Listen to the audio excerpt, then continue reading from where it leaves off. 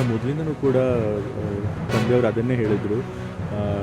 ಅವ್ರು ಮುಖ್ಯಮಂತ್ರಿಗಳಾಗಿದ್ದಾಗಲೂ ಅದೇ ಹೇಳ್ತಾ ಇದ್ದಾರೆ, 2028 ಚುನಾವಣೆಯಲ್ಲಿ ನಾನು ನಿಲ್ಲೋದಿಲ್ಲ ಅಂತ.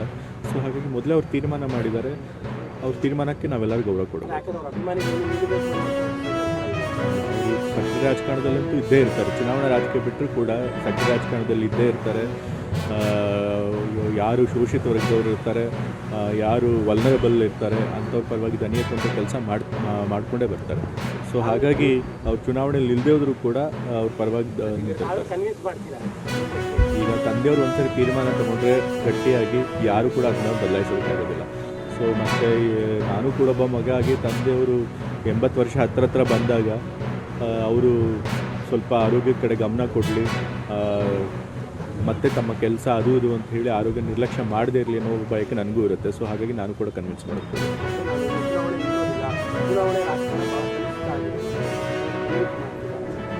ಇಲ್ಲ, ಮೊದಲಿಂದನೂ ಕೂಡ ತಂದೆಯವರು ಅದನ್ನೇ ಹೇಳಿದರು.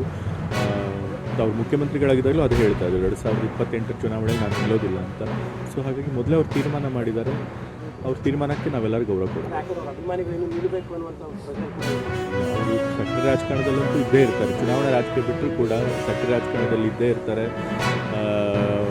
ಯಾರು ಶೋಷಿತ ವರ್ಗದವರು ಇರ್ತಾರೆ, ಯಾರು ವಲ್ನರಬಲ್ ಇರ್ತಾರೆ, ಅಂಥವ್ರ ಪರವಾಗಿ ದನಿ ಎತ್ತುವಂಥ ಕೆಲಸ ಮಾಡಿಕೊಂಡೇ ಬರ್ತಾರೆ. ಸೊ ಹಾಗಾಗಿ ಅವ್ರು ಚುನಾವಣೆಯಲ್ಲಿ ನಿಲ್ಲದೇ ಹೋದರೂ ಕೂಡ ಅವ್ರ ಪರವಾಗಿ ನಿಂತಿರ್ತಾರೆ. ಈಗ ತಂದೆಯವರು ಒಂದ್ಸರಿ ತೀರ್ಮಾನ ತಗೊಂಡ್ರೆ ಗಟ್ಟಿಯಾಗಿ ಯಾರು ಕೂಡ ಅದನ್ನ ಬದಲಾಯಿಸೋಕ್ಕಾಗೋದಿಲ್ಲ. ಸೊ ಮತ್ತು ನಾನು ಕೂಡ ಒಬ್ಬ ಮಗ ಆಗಿ ತಂದೆಯವರು 80 ವರ್ಷ ಹತ್ರ ಬಂದಾಗ ಅವರು ಸ್ವಲ್ಪ ಆರೋಗ್ಯದ ಕಡೆ ಗಮನ ಕೊಡಲಿ, ಮತ್ತು ತಮ್ಮ ಕೆಲಸ ಅದು ಇದು ಅಂತ ಹೇಳಿ ಆರೋಗ್ಯ ನಿರ್ಲಕ್ಷ್ಯ ಮಾಡದೇ ಇರಲಿ ಅನ್ನೋ ಬಯಕೆ ನನಗೂ ಇರುತ್ತೆ. ಸೊ ಹಾಗಾಗಿ ನಾನು ಕೂಡ ಕನ್ವಿನ್ಸ್ ಮಾಡೋಕ್ಕೆ ಹೋಗೋದು.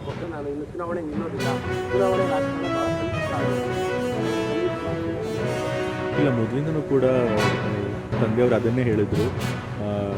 ಅವ್ರು ಮುಖ್ಯಮಂತ್ರಿಗಳಾಗಿದ್ದಾಗಲೂ ಅದೇ ಹೇಳ್ತಾ ಇದ್ದಾರೆ, 2028 ಚುನಾವಣೆಯಲ್ಲಿ ನಾನು ನಿಲ್ಲೋದಿಲ್ಲ ಅಂತ. ಸೊ ಹಾಗಾಗಿ ಮೊದಲೇ ಅವ್ರು ತೀರ್ಮಾನ ಮಾಡಿದ್ದಾರೆ. ಅವ್ರ ತೀರ್ಮಾನಕ್ಕೆ ನಾವೆಲ್ಲರೂ ಗೌರವ ಕೊಡಬೇಕು. ಇಲ್ಲ, ಅವರು ಸಕ್ರಿಯ ರಾಜಕಾರಣದಲ್ಲಂತೂ ಇದ್ದೇ ಇರ್ತಾರೆ. ಚುನಾವಣಾ ರಾಜಕೀಯ ಬಿಟ್ಟರು ಕೂಡ ಸಕ್ರಿಯ ರಾಜಕಾರಣದಲ್ಲಿ ಇದ್ದೇ ಇರ್ತಾರೆ. ಯಾರು ಶೋಷಿತ ವರ್ಗದವರು ಇರ್ತಾರೆ, ಯಾರು ವಲ್ನರಬಲ್ ಇರ್ತಾರೆ, ಅಂಥವ್ರ ಪರವಾಗಿ ದನಿ ಎತ್ತುವಂಥ ಕೆಲಸ ಮಾಡಿಕೊಂಡೇ ಬರ್ತಾರೆ. ಸೊ ಹಾಗಾಗಿ ಅವ್ರು ಚುನಾವಣೆಯಲ್ಲಿ ನಿಲ್ಲದೇ ಹೋದರೂ ಕೂಡ ಅವ್ರ ಪರವಾಗಿ ನಿಂತಿರ್ತಾರೆ. ಈಗ ತಂದೆಯವರು ಒಂದ್ಸರಿ ತೀರ್ಮಾನ ತಗೊಂಡ್ರೆ ಗಟ್ಟಿಯಾಗಿ ಯಾರು ಕೂಡ ಅದನ್ನ ಬದಲಾಯಿಸೋಕ್ಕಾಗೋದಿಲ್ಲ.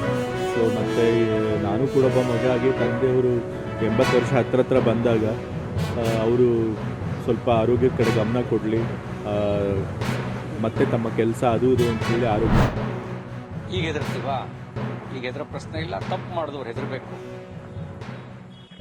ನನಗೆ ನೋಟಿಸ್ ಬಂದಿರೋದು ಭ್ರಷ್ಟಾಚಾರದ ಕಾರಣ.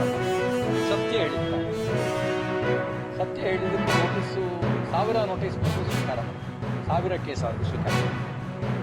ಸತ್ಯ ಹೇಳೋದು ನಿಲ್ಲಿಸಿಲ್ಲ. ಧರ್ಮ ನಿಂದನೆ ಮಾಡಿಲ್ಲ. ಧರ್ಮ ಅಂದರೆ ಬಸವಣ್ಣವ್ರು ಹೇಳಿರೋದು, ಕಳಬೇಡ ಕೊಳಬೇಡ, ಹುಸಿಯನ್ನು ಬಿಯಲು ಬೇಡ, ಅನ್ಯರಳು ಅಸಹ್ಯ ಪಡಬೇಡ, ತನ್ನ ಬಲಿಸಬೇಡ, ಇದಿರ ಅಳಿಯಬೇಡ, ಅದು ಧರ್ಮ. ನಾನು ಯಾವ ಮುಲ್ಲ ನೀಟು ಚಳುವಳಿಯ ಸಂದರ್ಭದಲ್ಲಿ ಪೆಟ್ರೋಲ್ ಟ್ಯಾಂಕಿಗೆ ಬೆಂಕಿ ಕೊಡ್ತಾ ಇದ್ದ ಆ ಮುಲ್ಲನ ಬಗ್ಗೆ ಮಾತಾಡಿದ್ದೆ. ಪೆಟ್ರೋಲ್ ಟ್ಯಾಂಕಿಗೆ ಬೆಂಕಿ ಕೊಡೋದು ಧರ್ಮ ಅಂತ ಯಾರೂ ಹೇಳಲ್ಲ. ಅದು ಅಧರ್ಮ, ಅಮಾನವೀಯ. ಅಕಸ್ಮಾತ್ ಪೆಟ್ರೋಲ್ ಟ್ಯಾಂಕ್ ಸ್ಫೋಟ ಬಿಟ್ಟಿದೆ, 100 ಜನ ಸಾಯ್ತಾರೆ. ಅಂತ ಕೆಲಸವನ್ನ ಧರ್ಮ ಅಂತ ಯಾರು ಹೇಳಲ್ಲ. ಆ ವ್ಯಕ್ತಿ ಬಗ್ಗೆ ಮಾತಾಡ್ತೀನಿ. ಆ ವ್ಯಕ್ತಿ ಬಗ್ಗೆ 1000 ಸರಿ ಮಾತಾಡ್ತೀನಿ. ಆ ವ್ಯಕ್ತಿಯನ್ನ ಮತಕ್ಕೆ ತಳಕ ಹಾಕೋದಾದ್ರೆ ಆ ಮತದ ಬಗ್ಗೆ ವಿಚಾರ ಮಾಡಬೇಕಾಗುತ್ತೆ. ಆ ವ್ಯಕ್ತಿಗೆ ಸಮರ್ಥನೆ ಕೊಡೋದಾದ್ರೆ ಆ ಸಮರ್ಥನೆ ಕೊಡೋರು ಧರ್ಮಿಷ್ಠರಾಗಕ್ಕೆ ಹೆಂಗ್ ಸಾಧ್ಯ? ಮಾನವೀಯತೆ ಇಲ್ಲದೆ ಇದ್ದವರು ಧರ್ಮಿಷ್ಠ ಹೆಂಗಾಗಕ್ಕೆ ಸಾಧ್ಯ? ಪೆಟ್ರೋಲ್ ಟ್ಯಾಂಕಿಗೆ ಬೆಂಕಿ ಹಾಕೋದು ಮಾನವೀಯತೆನಾ? ಅದನ್ನೇ ವಿಷಯದ ಬಗ್ಗೆ ಮಾತಾಡ್ತೀನಿ. ಆ ವಿಷಯದಲ್ಲಿ ಯಾರು ನನ್ನ ಬಾಯಿ ಕಟ್ಟಕ್ಕೆ ಸಾಧ್ಯ ಇಲ್ಲ. ಪೊಲೀಸ್ ಕೇಸು ನನ್ನ ಹೆದರ್ಸಕ್ಕೆ ಸಾಧ್ಯ ಇಲ್ಲ. ನಾನು ತಪ್ಪು ಮಾಡಿದ್ರೆ ಹೆದರ್ತೀನಿ, ಕೆಟ್ಟದ್ದಕ್ಕೆ ಹೆದರ್ತೀನಿ, ಕೆಟ್ಟದ್ದು ಮಾಡೋಕ್ಕೆ ಹೆದರ್ತೀನಿ. ಆದರೆ ಸತ್ಯ ಹೇಳಕ್ಕೆ ನನಗೆ ಯಾವತ್ತೂ ಹೆದರಿಕೆ ಇಲ್ಲ. 100,000 ಸರಿ ಹೇಳ್ತೀನಿ, ಕೋರ್ಟ್ ಮುಂದೆನೂ ಹೇಳ್ತೀನಿ.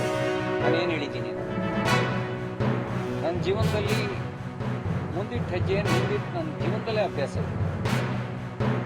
ಮತ್ತೆ ಒಬ್ಬ ವ್ಯಕ್ತಿ ಬಗ್ಗೆ ಹೇಳೋದು, ಒಬ್ಬ ವ್ಯಕ್ತಿ ಮುಲ್ಲಾ ಅಂತ ಹೇಳಿದರು.